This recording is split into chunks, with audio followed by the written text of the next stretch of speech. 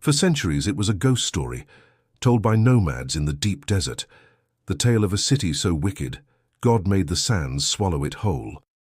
They called it Ubar, the Atlantis of the sands, a fabulously wealthy and powerful city built on the lucrative frankincense trade that connected the ancient world. It was a place of splendid towers and unimaginable riches, a jewel in the heart of Arabia's great empty quarter. But legend says its people grew arrogant, and for their sins, the city vanished in a single night, leaving no trace. For 2,000 years, Ubar was a myth, a cautionary tale. Adventurers, from Lawrence of Arabia to modern-day explorers, had searched for it and failed. Then in the 1980s, one amateur archaeologist had a brilliant, almost insane idea. What if the key to finding a lost city of antiquity was to look for it from space? This is where the ancient myth collides with the modern world. The man was Nicholas Clapp, a documentary filmmaker with an obsession for lost cities.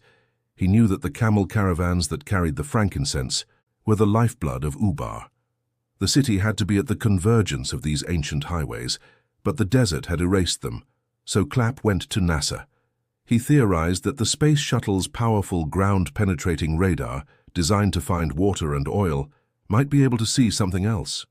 The faint, ghostly traces of the ancient caravan routes, compacted by millions of camel hooves over 1,000 years, now buried beneath the dunes. It was a long shot, but NASA agreed. The shuttle Endeavour turned its eye to the great Arabian desert, and when the images came back, Clapp's wild theory was proven right. Visible on the radar images was a faint web-like pattern, the ghosts of ancient tracks, invisible to the human eye on the ground. And just as the legends foretold, they all converged on a single solitary point, deep in the empty quarter of Oman. In 1992, armed with NASA's space-age treasure map, Clapp and a team of archaeologists arrived at the spot. What they found was a desolate, half-collapsed ruin around a small oasis, a place the local Bedouin called Shizr. As they began to dig, the story of Ubar roared back to life. They unearthed the walls of a grand octagonal fortress with 8 massive towers, exactly as described in ancient texts. They found artifacts from across the known world, pottery from Rome, glass from Venice, coins from India, proof that this was a major international trading hub. And then they discovered the cause of its destruction. The fortress had been built directly over a massive underground limestone cavern. The city's own wells had gradually weakened the cavern's roof until one day it had catastrophically collapsed, plunging the fortress into the earth. The city hadn't been swallowed by the sands, it had been swallowed by a sinkhole. The legend was real. It was hailed as one of the greatest archaeological discoveries of the 20th century. The Atlantis of the sands had been found. Case closed. Or was it?